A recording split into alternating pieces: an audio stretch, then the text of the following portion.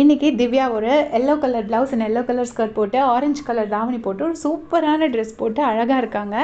ஆனால் big pass எதுவுமே சொல்லலை. அதை வந்து கானா வினோத்தனாவும் அமித்தும் ஏதோ பேசிகிட்டு இருக்காங்க. அப்போ வந்துட்டு திவ்யா கேட்குறாங்க, என்னன்னா சொன்னீங்க அப்படின்னு சொல்லி கேட்டவுடனே அமித் சொல்கிறாரு, இல்லை என்னோட கலருக்கு இந்த ட்ரெஸ்ஸு சூட் ஆகுற மாதிரி உங்களோட கலருக்கு இந்த ட்ரெஸ்ஸு சூப்பராக இருக்குது. நீங்கள் வச்சுருக்கிற அந்த பூ, உங்களோட ஆக்சசரிஸ், ஜுவல்ஸ் எல்லாமே ரொம்ப நல்லா இருக்குது, நிஜமாவே செம்மையாக இருக்குது அப்படின்னு சொல்லிட்டு அமித் சொல்கிறாரு. உடனே கானா வினோத்தனா சொல்கிறாங்க, இது நீ அப்படி ஞாபகம் வச்சுக்கோ, நீ இந்த வீட்டில் இதுவரை போட்ட ட்ரெஸ்லேயே இதுதான் பெஸ்ட்டு ட்ரெஸ், அந்த ஆரஞ்சு கலர் உன்னோட கலருக்கு ஐயோ செம்மையாக இருக்குது அப்படின்னு சொல்லிட்டு சொல்கிறாரு.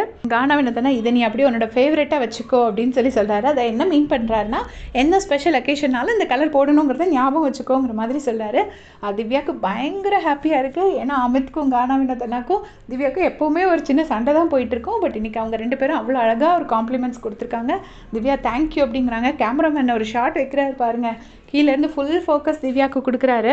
உடனே வினோதண்ணா வந்து ரம்யாவை டீஸ் பண்ணுறாரு, ரம்யா இப்படி ரெடியாவ, நானே மாப்பிள்ளை ரெடி, பொண்ணை காணும், எப்போ கல்யாணம்னு வெயிட் பண்ணிட்டு இருக்கேன்னு சொல்லி டீஸ் பண்ணுறாரு. உடனே ஆமாம் 60ஆம் கல்யாணம் அப்படின்னு சொல்லிட்டு பிரவீன் சொல்கிறாரு. இந்த இடத்துல வந்து ஒரு 2 விஷயம் நம்ம அப்ரிஷியேட் பண்ணணும். ஒன்று வந்து என்ன அப்படின்னா, அமித்க்கும் ஒரு நல்ல ஒரு திவ்யாவுக்கும் ஒரு நெகட்டிவிட்டியோடு தான் போனார், பட் ஒரு சண்டையோடு தான் போனார். பட் இப்போ வரும்போது பார்த்தீங்கன்னா அவர் பாட்டி கூலாக காமாக பிஹேவ் பண்ணுற மாதிரி தான் இருக்குது திவ்யா கிட்ட.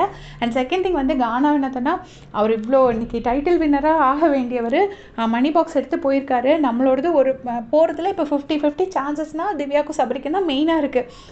அப்போது திவ்யா கிட்டே வந்து யாராக இருந்தாலுமே ஒரு எரிச்சல் தான் வரும். பட் அந்த கொஞ்சம் கூட அந்த மனுஷனுக்கு அந்த ஒரு இதே இல்லை.